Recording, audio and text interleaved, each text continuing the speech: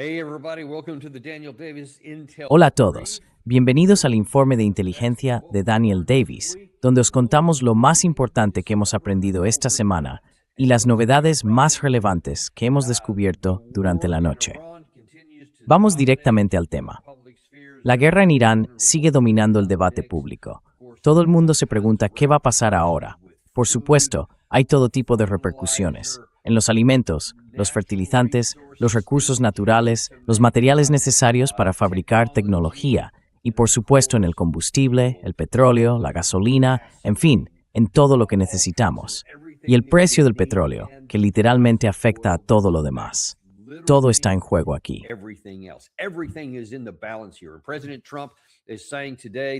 El presidente Trump ha dicho hoy que espera una respuesta de Irán a la propuesta en algún momento de esta noche, o esta noche, según la hora iraní, lo que sería por la tarde aquí.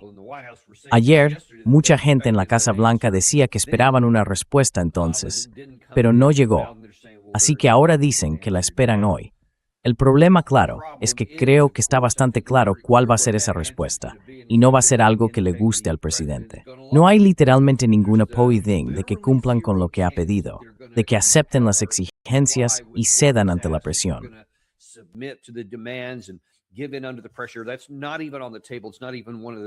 Eso ni siquiera está sobre la mesa. No es ni una de las posibilidades más remotas.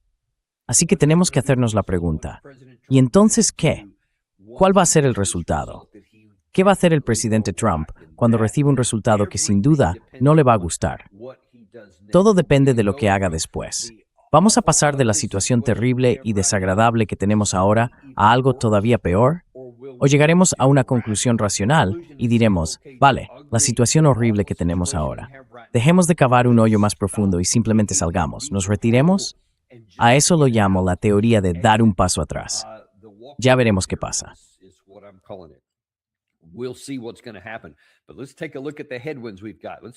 Pero veamos los obstáculos que tenemos por delante. Echemos un vistazo, primero, como decía, a algunas cosas que han pasado durante la noche. Para empezar, está Mark Thiessen, que sigue siendo alguien a quien el presidente Trump escucha. Y por desgracia hemos sabido por varias fuentes, y lo han publicado muchos medios, que el presidente Trump presta atención a Mark Thiessen, columnista de The Washington Post y antiguo redactor de discursos de George Bush. Lo cual, dicho así, ya suena raro en una sola frase, porque el presidente Trump, claro, fue muy crítico con el presidente Bush, y también al revés.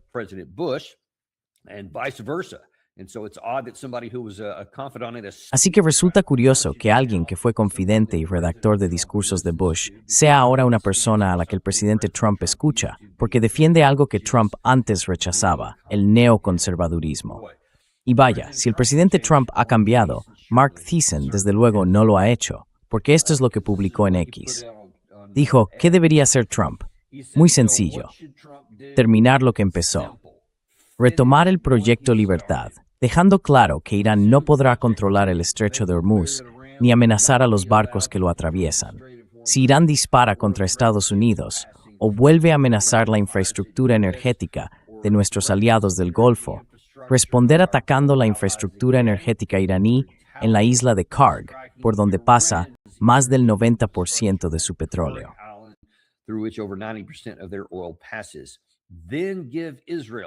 Entonces, darle a Israel luz verde para reanudar las operaciones de combate, atacando el liderazgo, las armas y los objetivos energéticos en todo Irán. Como sabes, te he mostrado muchas veces tanto videos como otros materiales que él ha escrito, donde se muestra como un entusiasta defensor de las operaciones de asesinato. Sí, matar a todos los que no estén de acuerdo con nosotros. Matar a los negociadores. Matar a sus líderes. Eso es algo realmente inquietante, que el presidente Trump mantenga a este tipo cerca, que escuche a alguien que dice que sí, que deberíamos asesinar a todos los que no comparten nuestras ideas, como si eso fuera a darnos algún resultado. Quiero decir, solo hay que pensar en lo irracional que es eso, en lo ilógico que resulta.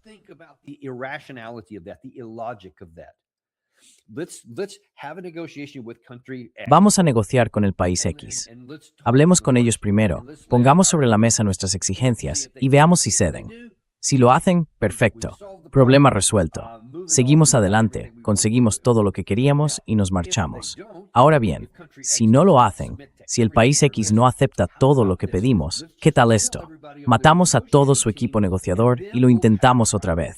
A ver si traen otro equipo. Y quizá ese piense, vale, no quiero acabar como los anteriores, así que aquí tenéis las llaves de nuestro país.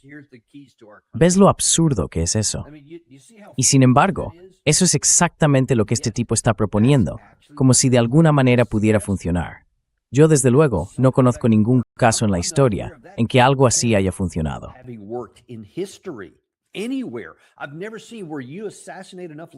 Nunca he visto que después de asesinar a suficientes líderes, los siguientes en la línea simplemente digan, vale, adelante, llévate lo que quieras. Nunca lo he visto pasar y es irracional pensar que vaya a ocurrir en este caso, porque el sistema iraní, para empezar, está diseñado para resistir eso. Han soportado años, décadas de asesinatos por parte de Israel. Han asesinado a líderes desde, al menos, 2010, que yo sepa, probablemente antes, pero seguro desde entonces. Y mira a Hezbollah en el Líbano. Los israelíes literalmente asesinaron a todos en su centro de mando, desde Hassan Nasrallah hasta sus generales. Ese ataque con buscapersonas eliminó, si no me equivoco, a más de 1,000 personas.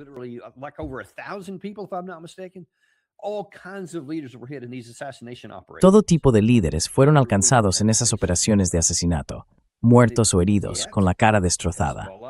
Y aún así, Hezbollah sigue existiendo hoy. Incluso Israel, más de un año después, al intentar entrar por tierra en una operación de combate terrestre, quedó atascado y sufrió pérdidas considerables. Está claro que eso no hizo que el lado de Hamas ni el de Hezbollah se rindieran. Entonces, ¿por qué crees que va a funcionar aquí? Es irracional, pero aún así, eso es lo que están sugiriendo nuestros altos cargos, y por desgracia, el presidente Trump les está escuchando. Mark Thiessen dice algo así, como, bueno, dejemos que Israel se encargue de los asesinatos porque son muy buenos en eso. Así que, una vez más, vemos esa conexión que establecen los defensores de esta guerra con Israel.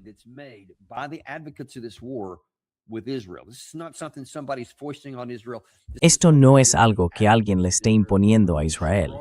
Es algo que los defensores de Israel, fuertemente respaldados por el lobby israelí, están susurrando al oído de Donald Trump. Bueno, también hay información, en las últimas 12 horas más o menos, de que Israel cree que un acuerdo con Irán es poco probable, y ya te he dicho que es poco probable, y ha comunicado a Estados Unidos que cualquier regreso a la guerra debe incluir ataques no solo contra su liderazgo, sino contra toda la infraestructura energética de Irán en un plazo de 24 horas. Eso según el Canal 12 israelí. Varios países árabes, al parecer, también apoyan la idea de atacar la infraestructura iraní. Y esa última parte, si es cierta, y la carta Kobayashi contiene mucha información valiosa, la he visto, y ha resultado ser correcta, es totalmente plausible. No lo es todo, pero tiene sentido.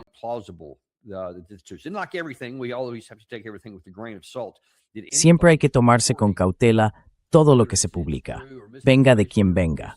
Da igual si es verdad, si es desinformación o si simplemente les han pasado datos equivocados. Eso siempre hay que tenerlo en cuenta. Ahora bien, en general muchas de las cosas que se publican aquí son ciertas. Y sabemos perfectamente que hay muchas fuentes que afirman que Israel está deseando volver a la guerra y que quiere atacar directamente la infraestructura energética dentro de Irán. Lo que me sorprende es la última parte, que haya países árabes, y no solo uno, sino varios, que también apoyen eso. ¿Por qué estarían a favor? Quiero decir, no hay duda, ninguna duda, de que si atacan la energía iraní, Irán ha sido muy claro. Respondería de inmediato atacando toda la infraestructura energética similar en los países del Golfo y en Israel.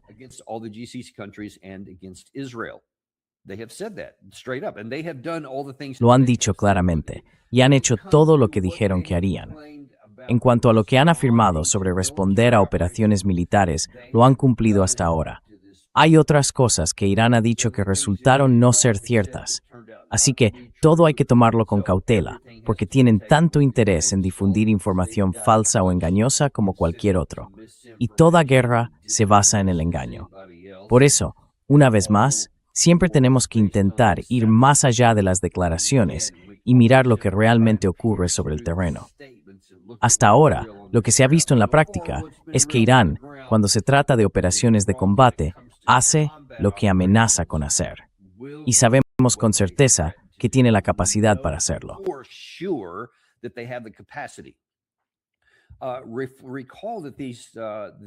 Recuerda esa historia del Washington Post, creo que fue la semana pasada, donde publicaron que al final los daños en las bases estadounidenses eran incluso peores de lo que habíamos sabido la semana anterior por CNN y otros informes.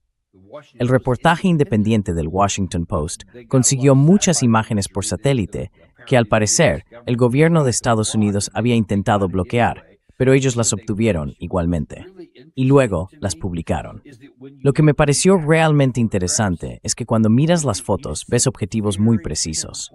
Lo que no ves es ese patrón disperso, como si hubieran caído muchas bombas o misiles al azar, impactando en campos abiertos o en algún edificio por casualidad. No, estos fueron ataques de precisión.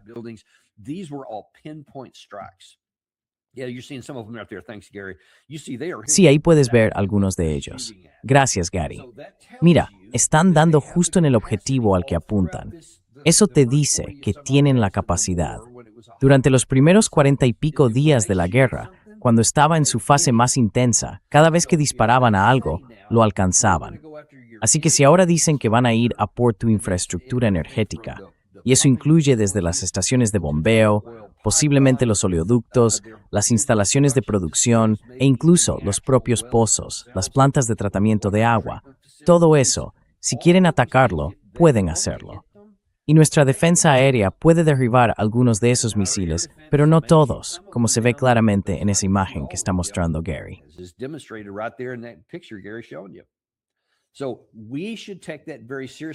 Así que deberíamos tomárnoslo muy en serio. Entonces, ¿por qué querría algún país árabe decir, ¿sabes qué? Sería una gran idea. Adelante, ataquemos a Irán, aunque eso nos destruya a nosotros también. ¿Por qué querrías eso? Podría devastar a cualquiera de esos países árabes del Golfo. Si volvemos a una guerra abierta y atacamos su infraestructura energética, ellos van a responder de la misma manera. Y eso sería catastrófico para los intereses de Estados Unidos y también para los de Israel. Estoy hablando con gente y por lo visto muchos de los líderes como Benjamín Netanyahu han perdido completamente el contacto con la realidad. Están tan obsesionados, tan cegados por una sed de venganza o como quieran llamarlo, que ya no ven las consecuencias.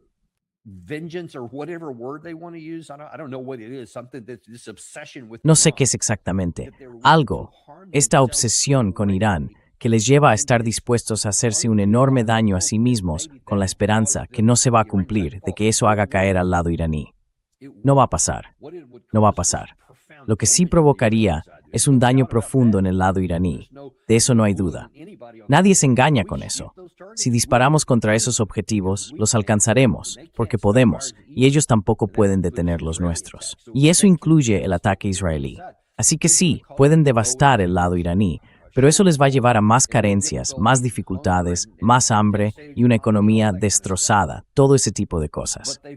Pero ya soportaron 8 años de guerra así, con privaciones, con cientos de miles de muertos, y aún así, nunca se rindieron.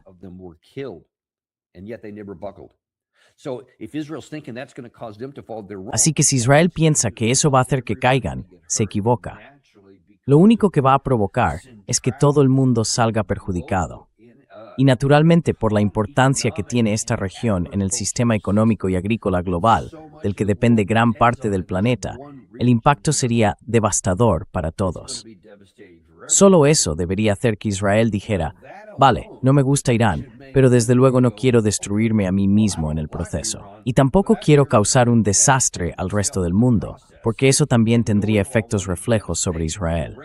Eso les afectaría negativamente, no solo en lo relacionado con los alimentos, sino también en su capacidad de seguir recibiendo cosas de Estados Unidos, porque nosotros no podríamos hacerlo.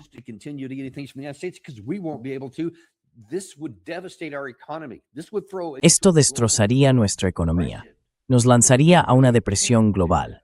Es casi imposible que no lo haga, con un daño así, que tendría efectos duraderos. Ya no estamos hablando de quitar temporalmente entre 12 y 14 millones de barriles del mercado mundial por decisiones políticas que se pueden revertir o reabrir. Estamos hablando de una limitación física que probablemente no se podría resolver en años, y toda esa devastación que ya estaba ocurriendo. Y créeme, en ese caso, todo lo que ahora damos a Israel, olvídalo. Si llegamos a una situación así, no tendremos nada que dar. Entonces la gente empezará a preguntarse, toda esa comida que tiene que llegar a Israel desde fuera, ¿van a poder producir suficiente dentro por sí mismos?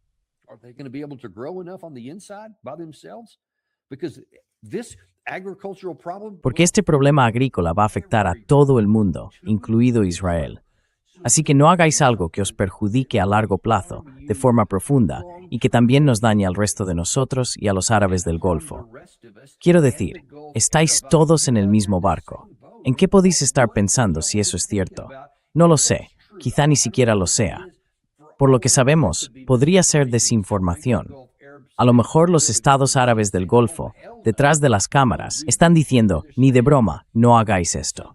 Tal vez digan otra cosa en público porque no quieren enfadar a Trump o algo así. No lo sé, eso por desgracia es solo especulación. Pero lo que sí puedo decir es que sea desinformación o lo que sea, es una insensatez enorme. Deberían ser los primeros en oponerse a esto.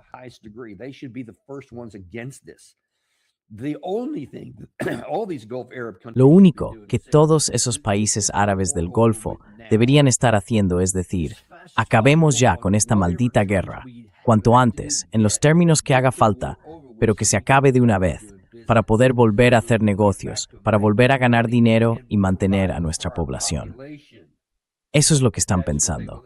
Y claro, todos los demás dicen, sí, lo que ellos han dicho, porque también lo necesitamos. Lo necesitamos para nuestras cosechas, para nuestras economías, para nuestra tecnología, para la fabricación de chips de alta gama, para todo eso, el aluminio, el helio, junto con los productos agrícolas y por supuesto el diésel, la gasolina, el combustible para aviones, todo lo que sale del petróleo. Mucha gente, en tantas partes del mundo, está desesperada porque esta maldita guerra termine de inmediato.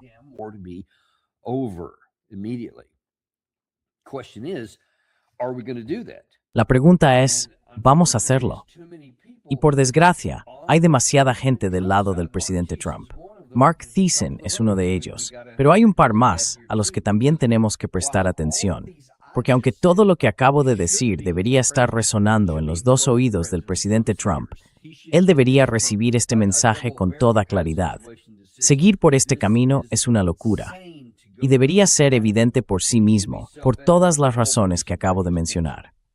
Lamentablemente, hay quienes están tan ciegos como al parecer Benjamin Netanyahu, y tienen el mismo deseo de ver destruido Irán, sin importar el coste para los demás, incluidos nosotros. Gente como Mark Levin, por ejemplo, anoche.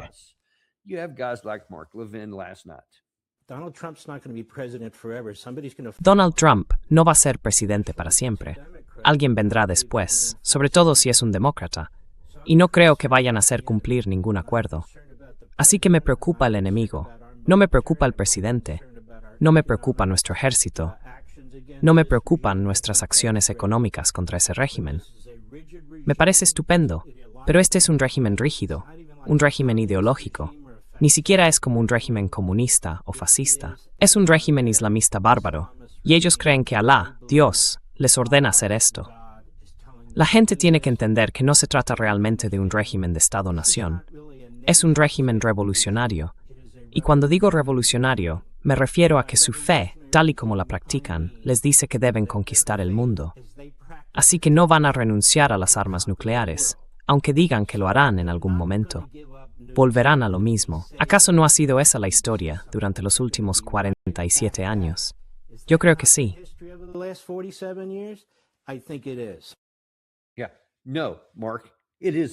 No, Mark, no lo es. Es justo lo contrario de lo que ha pasado en los últimos 47 años. Nunca han desarrollado un programa de armas nucleares. Incluso su capacidad inicial, allá por 2003, después de un breve periodo de tiempo, según nuestra inteligencia, se detuvo. y desde entonces, desde 2003, nunca volvió.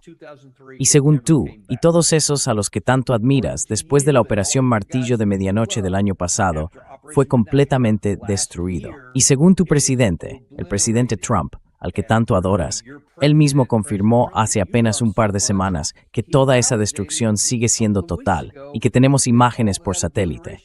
No deja de hablar de eso en todos los sitios. No se ha movido nada. Así que no hay absolutamente ninguna justificación.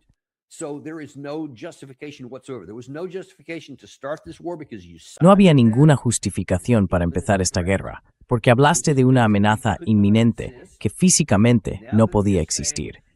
Y ahora dices que los últimos 47 años demuestran que habrían conseguido esto si no lo hubieran hecho. No, demuestra justo lo contrario. Así que estás mintiendo, o te estás engañando profundamente a ti mismo. No sé cuál de las dos, pero el problema es que millones de personas escuchan a este tipo. Tiene un programa de televisión, como el que acabas de ver. Tiene una enorme cantidad de seguidores en X. Y por supuesto, lo más importante, tiene la atención del presidente de los Estados Unidos. Él escucha este tipo de cosas. Y todo ese discurso sobre que el régimen quiere destruir el mundo es una invención total, sacada completamente de la nada.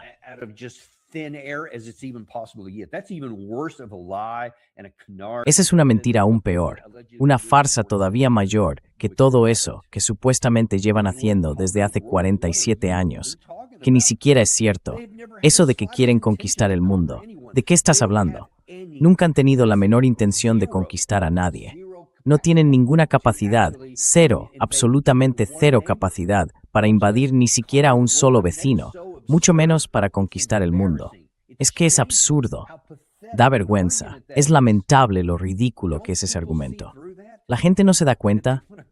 Esto no es la Alemania nazi de 1936 o 37, por el amor de Dios, cuando había cientos de miles de soldados de la Wehrmacht, decenas de miles de tanques, casas a reacción, poder naval, todo lo necesario para dominar, la capacidad industrial para fabricar todas las bombas, el gas y todo lo demás que necesitaban para esa conquista.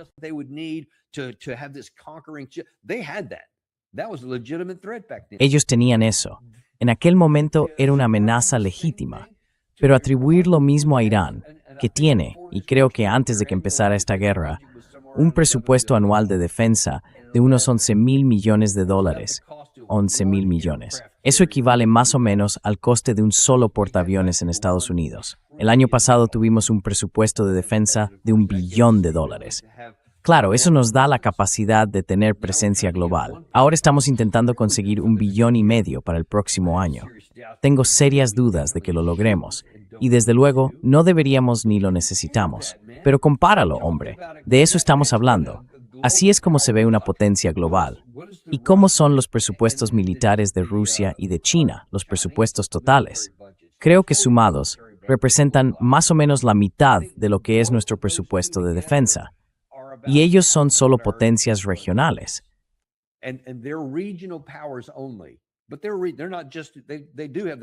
Pero sí tienen la capacidad de relacionarse con sus vecinos. Eso es lo que caracteriza a una potencia regional. Sea lo que sea, 300, 400 mil millones, creo, si miras lo que realmente entra en su presupuesto de defensa. Algo por ahí. Irán tenía 11 antes de todo esto. Así que no son una amenaza, es una mentira total. Dejémoslo muy claro, os están llevando a una situación que puede dañar a Estados Unidos basándose en una mentira descarada. Y no hay otra forma de decirlo. No estamos hablando de desinformación. Es un engaño intencionado al pueblo estadounidense, a todos los que escuchan a Mark Levin. Les está mintiendo para hacerles creer algo que es profundamente falso. Eso es lo que tenemos que entender. Y por desgracia, no es el único. Aquí está Ken Timmerman en Newsmax, también destrozando la realidad.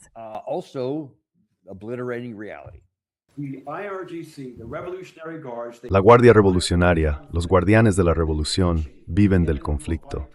Llevan tiempo deseando enfrentarse a la Marina de Estados Unidos. Han querido atacar buques de guerra estadounidenses en el estrecho de Hormuz. Y eso parece ser justo lo que intentaron hacer ayer. Y nosotros respondimos a eso. Mohsen Rezaei, que ahora es asesor militar del nuevo líder supremo, que por cierto parece muy vivo, tuvo, según dicen los iraníes, una reunión de 2 horas con el presidente Pezeshkian ayer. Mohsen Rezai dijo que no puede haber ningún acuerdo con Estados Unidos, ni reapertura del estrecho de Hormuz, hasta que Estados Unidos, atención, pague más reparaciones. Los iraníes están haciendo lo de siempre cuando se acercan a un acuerdo. Dicen, no, queremos más, y van a seguir pidiendo más. Este régimen no va a firmar un acuerdo que podamos aceptar. ¿De qué está hablando? Cada vez que nos acercamos a un acuerdo, cada vez que ellos se acercan, hacen algo. Esa es literalmente la definición de lo que hemos estado haciendo.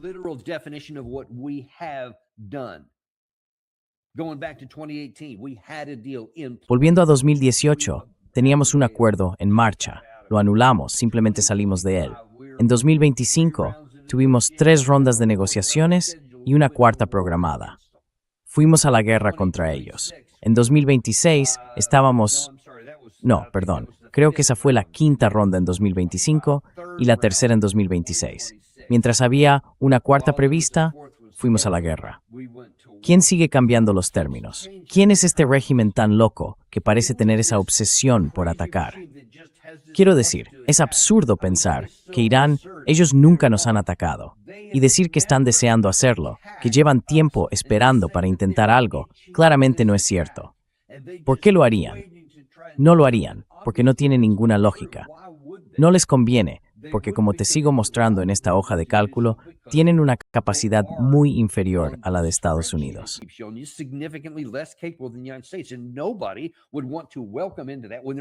Y nadie querría sumarse a eso cuando ya están bajo todas esas sanciones, con todo tipo de presiones financieras y otras cosas que se les han hecho. Asesinatos, destrucción de sus embajadas. ¿Cómo llaman a eso cuando se usan ordenadores para entrar y sabotear? Sabotajes industriales. Todo eso se hizo contra Irán. Y luego ellos respondieron, de forma tibia, pero respondieron. Así que estás atribuyendo a Irán algo que nosotros mismos encarnamos profundamente. Pero además, no te importa. A la gente así no le importa. Y de nuevo, son esas personas las que están al oído del presidente Trump. Él escucha ese tipo de cosas. Y luego tiene la audacia de decir que la parte iraní tiene una postura. ¿Cómo se atreven a tener una postura?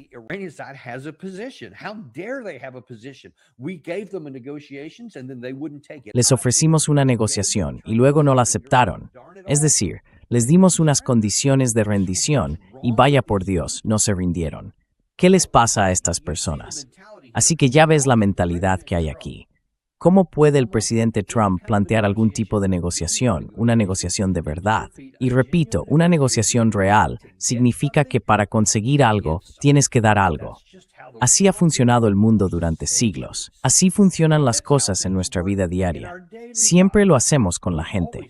Para obtener algo de alguien, ya sea en una negociación empresarial o en un acuerdo deportivo, tienes que ofrecer algo a cambio. Así es como funciona el mundo. En todas partes. Es como funciona nuestra vida cotidiana. Salvo que lo que intentamos ahora es cambiar las reglas para quedárnoslo todo, exigirlo todo a ellos y no dar nada.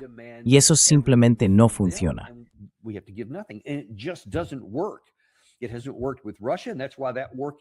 No ha funcionado con Rusia, y por eso esa guerra sigue librándose hasta hoy. Porque solo queremos exigir y sacar cosas de Rusia, y no queremos dar nada. Aquí pasa lo mismo. Queremos exigirlo todo a Irán y no dar nada. No va a funcionar. No ha funcionado y no va a funcionar. Lo único que podemos hacer es que Dios nos ayude. Si de verdad queremos frenar el enorme coste que ya hemos acumulado por nuestra decisión tan insensata de meternos en esto bajo condiciones tan poco realistas. Y la gente, no sé lo que dijo Timmerman antes de la guerra, no vi sus comentarios. Pero sí vi los de Mark Levin y todas esas afirmaciones sobre lo fácil que iba a ser acabar con todo esto.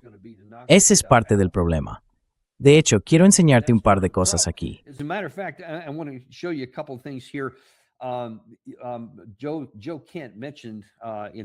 Joe Kent lo mencionó en su... espera, voy a llegar a eso en un momento. De hecho, mejor vamos a ello ahora mismo. Primero, tenemos, ya os he mostrado eso aquí y creo que también os enseñé, este es uno de los costes a los que ya nos estamos enfrentando. Y quiero mostrarlo. En un segundo hablaré de Joe Kent, pero antes, este experto en petróleo, Eric Nuttall, que es economista, acaba de dar una actualización bastante preocupante. La producción en Oriente Medio se ha desplomado en 14 millones de barriles al día y las reservas mundiales están cayendo a un ritmo impresionante.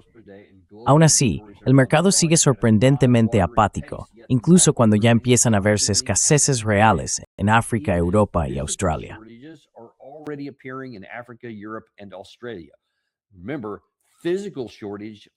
Recordad que ya están apareciendo escaseces físicas en esas regiones del mundo. Dicen que se acerca el mayor shock de suministro de nuestra vida, la mayor interrupción del petróleo en porcentaje que hayamos tenido nunca. La producción de petróleo en Oriente Medio ha caído en 14 millones. La OPEP ha recortado entre 11 y 12 millones.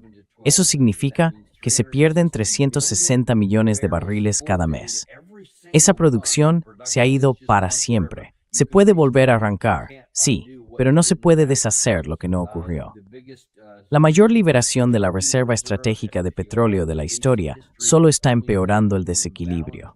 Y al final, después de toda esta larga exposición, se llega a la conclusión. La única forma de equilibrar este desajuste histórico es una destrucción masiva de la demanda, equivalente a los niveles de la COVID.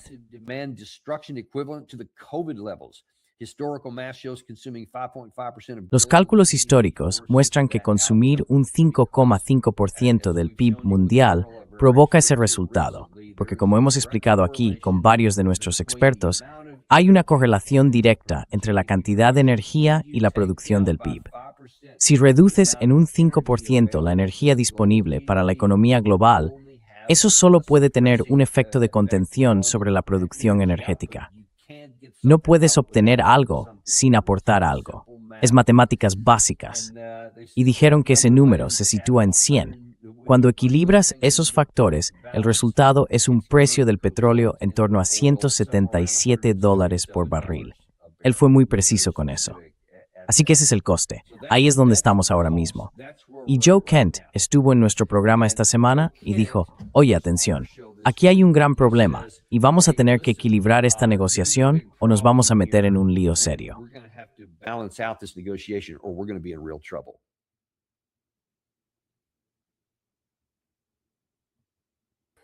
Entonces, Daniel, ¿estás buscando a Joe? Sí. ¿Por qué sentiría la necesidad de poner a alguien del lobby israelí en el equipo de negociación? En realidad, solo hay una respuesta para eso. Quiero decir, básicamente es que la clase donante, el lobby israelí, decide quién va a negociar en nombre del gobierno estadounidense. Y me molesta decirlo así, no me gusta. Pero, cuando ya tienes a Witkoff y a Kushner, que son claramente pro-israelíes, en el equipo de negociación, tuvimos al vicepresidente Vance allí un tiempo, pero lo apartaron. A él y a su equipo los apartaron.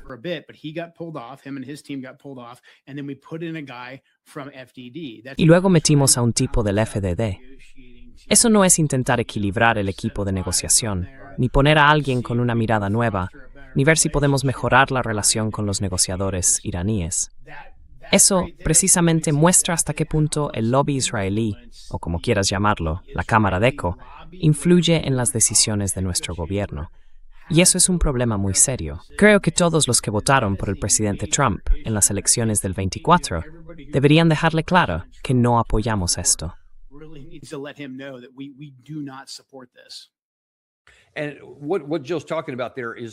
Y de lo que habla Jill ahí es de los obstáculos que tiene el presidente Trump para aplicar lo que llamamos la teoría de retirarse a tiempo, la única opción para limitar los daños de los que hablaba Ken Nuttall en ese reportaje sobre el impacto destructivo en la economía global.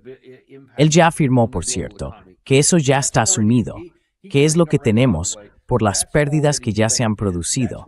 No se puede deshacer lo que no se ha extraído del suelo todavía. Y como ya está afectando a muchos lugares del mundo, va a tener un impacto negativo que casi con toda seguridad va a equivaler a una recesión ahora mismo.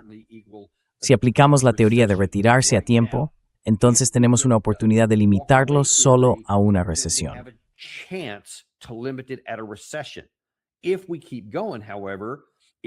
Si seguimos adelante, o mejor dicho, si volvemos atrás y hacemos lo que Mark Levin, Ken Timmerman, Jack Keane, Lindsey Graham y todos esos otros como Keith Kellogg están diciendo, lo que proponen es volver al conflicto. Lo que dice la parte israelí es volver y destruir su capacidad energética. Si Trump elige ese camino en lugar de retirarse, vamos a meternos en un buen lío. Así que, basándonos en lo que vemos, ¿qué pensamos? ¿Hacia dónde se inclina el presidente Trump? Y Joe Kent mencionó a esa nueva persona de la Fundación para la Defensa de las Democracias que se ha incorporado al equipo negociador. Ahora bien, si intentamos descifrar las señales que tenemos y preguntarnos, ¿hacia dónde se inclina Trump?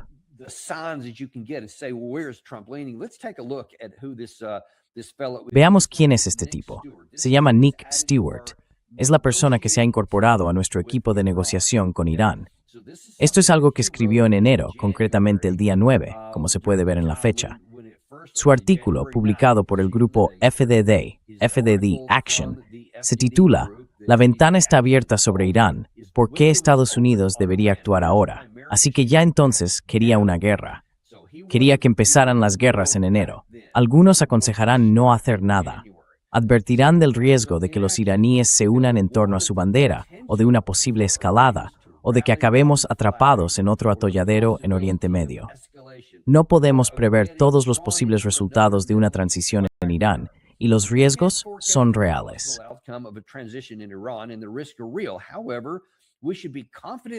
Sin embargo, debemos tener confianza en nuestra capacidad para gestionar una escalada. Bien, veamos el juicio de este tipo. Él dice, algunos aconsejarán no hacer nada. Yo lo hice. Dijo también que advertirán del riesgo de que los iraníes se unan en torno a su bandera. Y lo hicimos.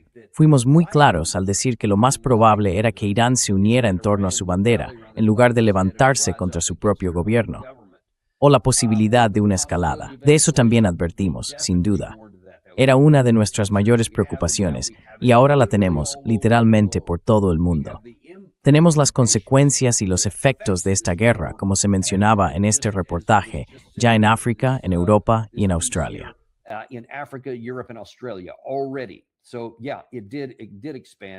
Sí, efectivamente, se amplió y se intensificó, implicando a más gente, metiéndonos en otro atolladero en Oriente Medio. El presidente Trump pensó que esto se resolvería, como dijo al principio, en unas 4 o 6 semanas. Pero no es cierto. En realidad, él creía que acabaría en 4 o 6 días. Lo llevaron, como algunos dicen, por el camino de las flores a un mundo de fantasía, de arcoíris y unicornios, donde el asesinato del ayatolá Ali Khamenei haría que todo se desmoronara, como pasó con Maduro, o como en Venezuela cuando lo capturamos. Quitas al líder y todo lo demás encaja solo. Eso era lo que pensaban que iba a pasar. Y luego dice, bueno, probablemente, esto es al principio, probablemente serán 4 o 6 semanas.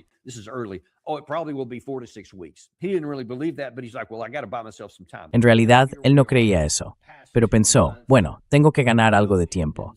Y aquí estamos, más de 2 meses después, sin que se vea el final por ninguna parte. Los problemas, tanto económicos como agrícolas, se están acumulando día tras día, y no van a desaparecer, siguen creciendo. Solo por eso, este tal Stewart es un desastre. ¿Por qué querrías incluirlo en el equipo de negociación con Irán? Pero no fue solo eso. En ese mismo artículo también dijo algo más. Dijo, ¿sabes qué? Las líneas rojas existen para hacerse cumplir. Durante demasiado tiempo, los presidentes estadounidenses las han trazado, solo para ver cómo los adversarios las cruzan sin sufrir consecuencias.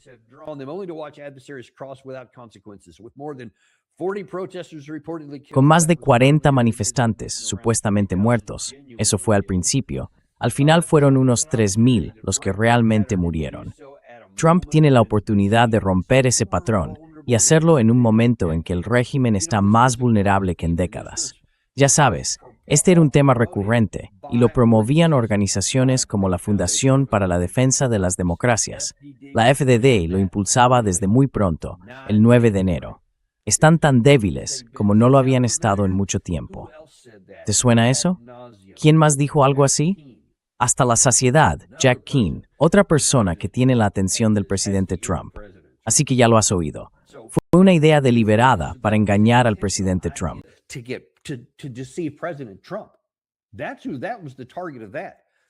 Ese era el objetivo de todo eso. Querían que el presidente Trump creyera que eran tan débiles que se desmoronarían, que solo hacía falta empujarlos un poco. Por eso pensó que todo acabaría en 4 o 5 días. Creía que con el asesinato del líder y luego volando todo tipo de cosas, atacando a la Guardia Revolucionaria, destruyendo su marina, su fuerza aérea visible, todo eso, que así se resolvería. Eso era lo que este tipo defendía, pero nada de eso resultó ser cierto. Y al final acabaron en un desastre, porque antes ya se había hecho caso a sus consejos.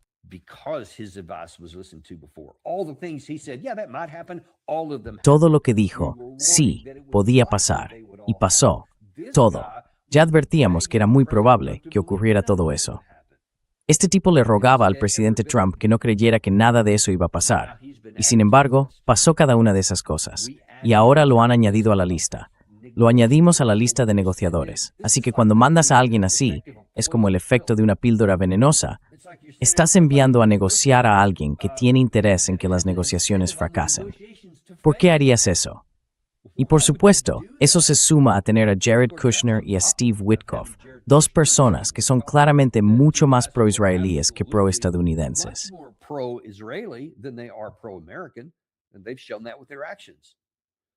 Y lo han demostrado con sus acciones. Así que, ¿qué posibilidades tenemos realmente? ¿Cuánta probabilidad le das a la opción de que sigamos la teoría de dar un paso atrás, que sería la menos perjudicial para nosotros, o a la otra, que sería la más dañina para nuestros intereses? Las pruebas están ahí, a la vista de todos. Bueno, resulta que Irán sí tiene una posición, efectivamente. Y para empezar, quiero mostrarte algo del profesor Izadi, que también es de la Universidad de Teherán, donde trabaja el profesor Mohammad Marandi. Pero él dice que, en efecto, Irán sí tiene.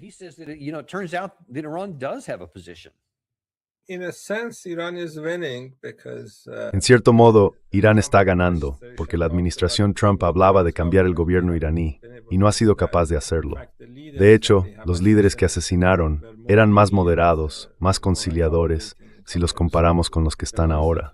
Después del ataque a Irán en junio, no hubo soldados estadounidenses muertos en la respuesta iraní. Esta vez, la situación es mucho más grave. Las personas que mostraron contención entonces ya no están. Esa política de cambiar el gobierno de Irán no se ha materializado. Los nuevos líderes son más jóvenes, más enérgicos y entienden que Estados Unidos solo comprende el lenguaje de la fuerza, y van a usarlo para asegurarse de que su país sobreviva.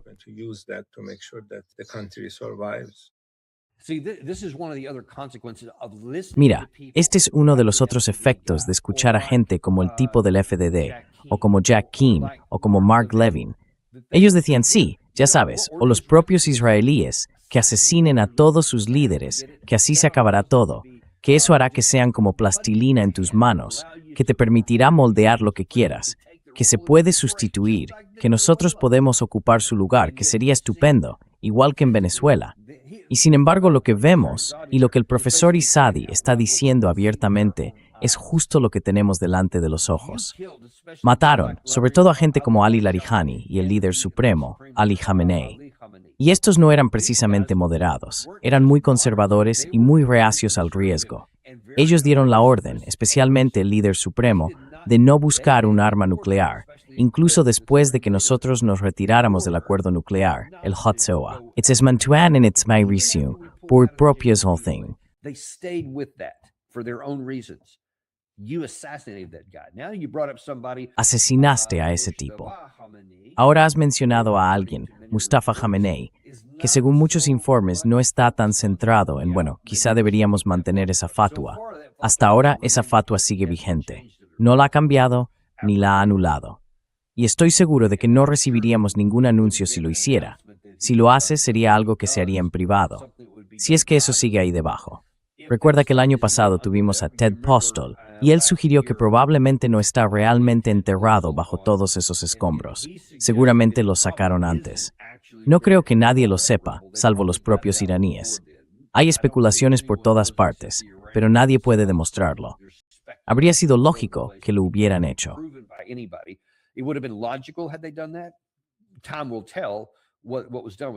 El tiempo dirá qué se hizo con eso. Pero ahora, por nuestro asesinato, tenemos a un tipo que es claramente más radical. Y como dijo el profesor Izadi, fíjate, todos esos a los que habéis asesinado son muchos. Y Ali Larijani fue uno de los grandes errores que cometimos, porque él estaba claramente en el bando moderado y decía, oye, tomémonos esto con calma, ahora lo habéis eliminado. Y la gente que ha tomado el relevo está mucho más enfadada y mucho menos dispuesta a llegar a acuerdos con Occidente. Así que, como él comenta, ya se ha vuelto todo más complicado. Y esa es una de las razones por las que en nuestro programa de esta semana tuvimos al profesor Morandi. Él cree que el destino ya está echado y que van a optar por volver a la guerra con Irán. Joe Kent, en su carta de dimisión, fue hace un par de meses, dijo que esta guerra tenía que ver con el lobby sionista. Quiero decir, no hay armas nucleares. Irán no está desarrollando ninguna. Trump solo dice eso para justificar las atrocidades. Irán no es una amenaza para Estados Unidos.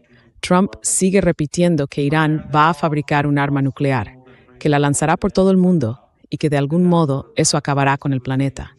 Y eso es un disparate. Lo estuvo diciendo incluso a niños pequeños hace un par de días, lo cual es muy extraño. Así que cuando Joe Kent dice que todo esto tiene que ver con el régimen israelí y con el lobby sionista, creo que ahí ya podemos olvidarnos de la racionalidad. Su prioridad no son los ciudadanos estadounidenses. Su prioridad no es la economía india ni la ugandesa. Se trata del régimen israelí. Por eso quieren esta guerra, y creo que por eso hay muchas probabilidades de que la haya.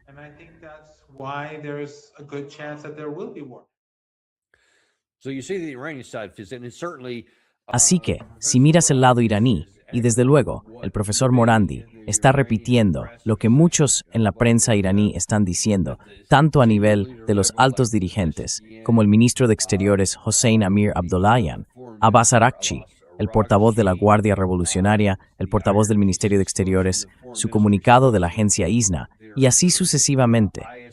Todos vienen a decir más o menos lo mismo, y muchos otros miembros de su parlamento también lo creen. Piensan que la guerra se acerca y se están preparando para eso.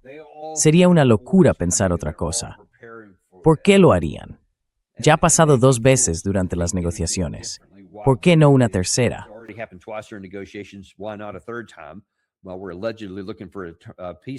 Bueno, se supone que estamos buscando un acuerdo de paz. Y como viste al principio, el presidente Trump dijo que está esperando su respuesta a eso. Pero su respuesta no va a ser algo que él quiera oír. Así que la pregunta será, ¿y entonces qué? Porque una de las cosas clave que dijeron fue, nunca vamos a renunciar al control del estrecho de Hormuz. Vamos a mantener esta especie de peaje. Creo que lo llaman la autoridad del Golfo Pérsico o la autoridad del estrecho del Golfo Pérsico. Dijeron que eso sigue en vigor y que lo van a mantener ahí. Así que eso ni siquiera está sobre la mesa. Podemos poner otras cosas sobre la mesa, pero eso no.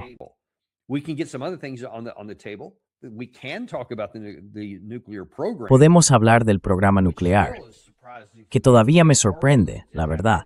Me sorprende que estén dispuestos a mantenerlo, hasta el punto de aceptar que haya inspectores sobre el terreno. Están dispuestos a hacerlo incluso a estas alturas.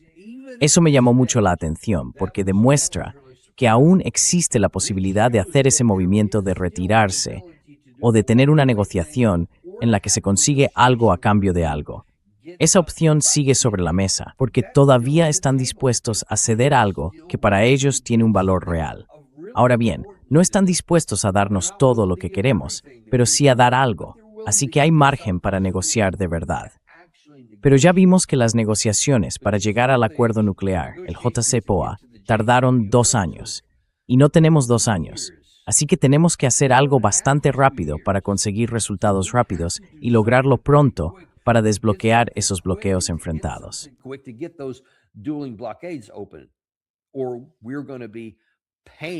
O vamos a acabar pagando por nuestra propia depresión, y eso va a llegar aquí. Ahora bien, hablando de pagar, hay una última cosa de la que quiero hablar. Hasta ahora no hay mucho optimismo de que tomemos la decisión correcta. Por suerte, sigue siendo una decisión que el presidente Trump puede tomar. Él decidió escuchar a gente como ese tipo del FDD, a Jared Kushner, a Mark y a todos esos. decidió meterse en una guerra en la que no debería haberse metido. Y claro, eso tiene muchas consecuencias. Y si hay algo en lo que Joe Kent dice que el presidente Trump es bueno, es en entender la economía. Así que todavía hay algo de esperanza en que pueda aplicar la teoría de dar un paso atrás. Pero, ¿quién se ha estado beneficiando de todo esto?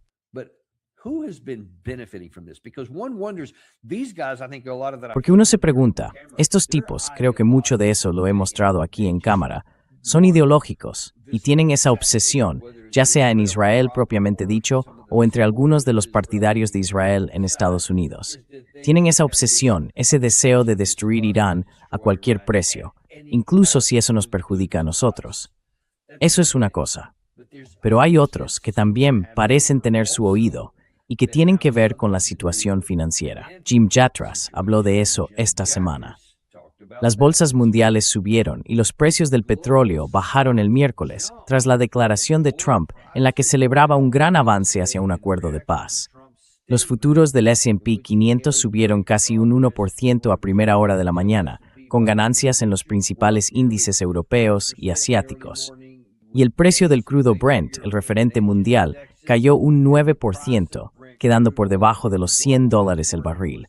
Uno se pregunta, ¿hay alguien ganando mucho dinero con todo esto? ¿Tú qué opinas?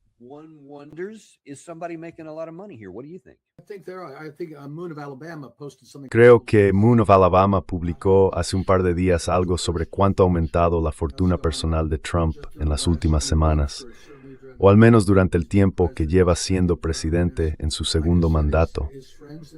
Y, como dije, su plan para amigos y familiares, quiero decir, me cuesta decir esto siendo alguien que apoyó a Trump las 3 veces que se presentó a la presidencia, porque prometió controlar nuestras fronteras, prometió arreglar nuestra situación comercial, y en cambio resultó ser, ya sabes, como John McCain o George Bush.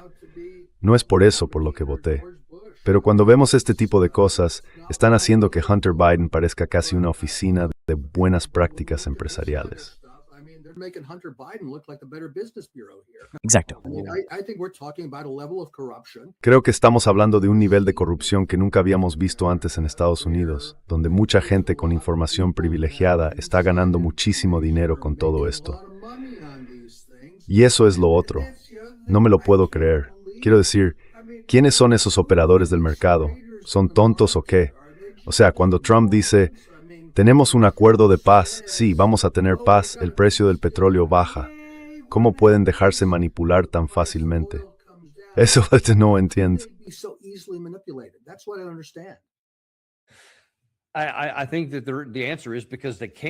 Creo que la respuesta es porque pueden y porque ha habido miles de millones de dólares en juego. Creo que leí un artículo que decía que se ganaron $2.500 millones por parte de quienes quiera que sean esas personas que al parecer tuvieron información previa sobre el último gran movimiento del miércoles, el que anunció el presidente Trump, y que tuvo un enorme impacto en el precio del petróleo. Y por supuesto, eso va totalmente en contra de los fundamentos reales.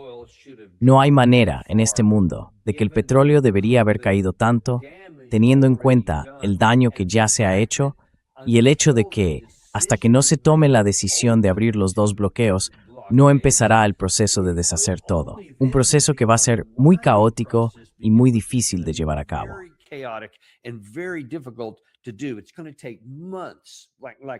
Va a llevar meses, unos 6 u 8 meses en las mejores condiciones, si todo el mundo colabora de verdad.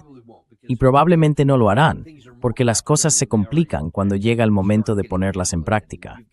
Además, hay barcos literalmente por todo el mundo, y tienen que decidir cuándo empezar a moverse. No pueden simplemente mezclarse y arrancar todos a la vez. Luego está la capacidad física de empezar a cargar ese petróleo en los buques. Muchos de esos pozos tienen que volver a ponerse en marcha. Vamos a ver lo difícil que va a ser eso y cuántos problemas habrá para reiniciar todo el proceso.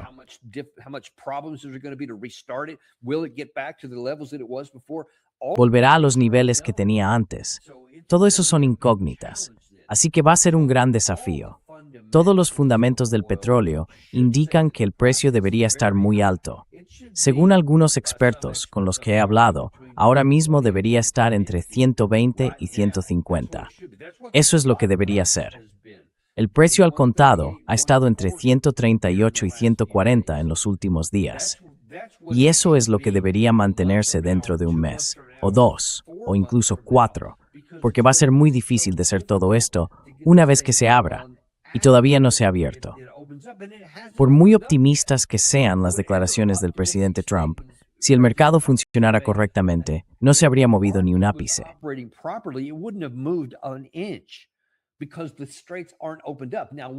Porque los estrechos no están abiertos. Ahora bien, cuando salga la noticia de que los estrechos se han abierto, que se ha llegado a un acuerdo y que ambas partes lo aceptan y que de verdad están abiertos, entonces sí tendría sentido que el mercado de futuros bajara en consonancia con eso.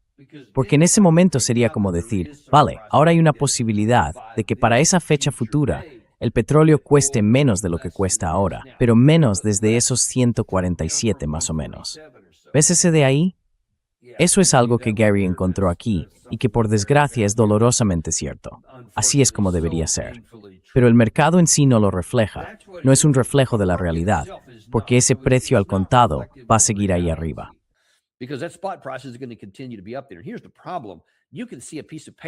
Aquí está el problema. Puedes ver un papel que quiere reflejar una sensación determinada, pero cada petrolero en cualquier parte del mundo donde ahora mismo se esté entregando petróleo, ya sea desde Estados Unidos, desde Rusia o desde varios países africanos, entre otros, eso es lo que realmente cuesta. Cuesta 138, 140 dólares el barril.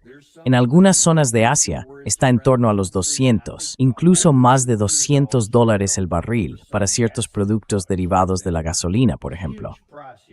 Un precio enorme. Eso es lo que realmente se está pagando.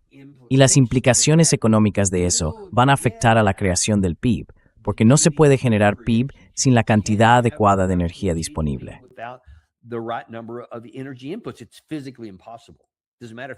Es físicamente imposible. Da igual si quieres hacerlo. Da igual cómo te sientas. No va a estar ahí. Alguien, por supuesto, sabe muy bien que está manipulando el mercado para su propio beneficio. Y vaya si están ganando. Al menos, ABC News informó esta semana, hacia el final de la semana, que alguien por lo menos lo está investigando.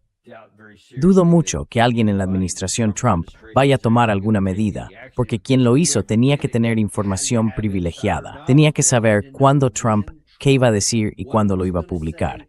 Esa es la única forma de tenerlo minutos antes del anuncio.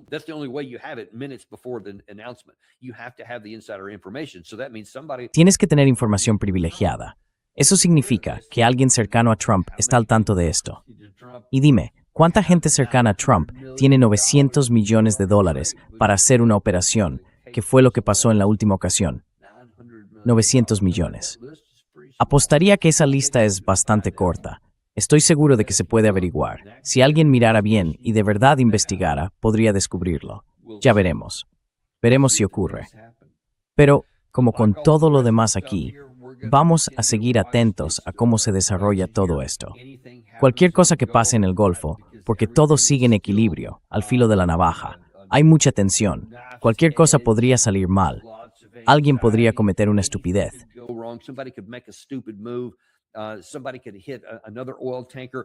Alguien podría atacar otro petrolero. Podrían golpear otra instalación petrolera en esta zona. Eso podría provocar una respuesta y las cosas podrían descontrolarse. Si pasa algo así, volved a consultarnos, porque sin duda estaremos encima de todo para contároslo. Mientras tanto, seguiremos vigilando la situación y esperamos volver a hablar con vosotros el lunes por la mañana en Daniel Davis Deep Dive. No olvidéis contárselo a vuestros amigos, a los que les gusta escuchar podcasts. Decidles que añadan Daniel Davis Deep Dive a su lista. Tienen que saber lo que vosotros sabéis. Pueden escucharlo donde ya consiguen sus podcasts. Solo tenéis que decírselo. Where they already get their podcast. You just got to tell them.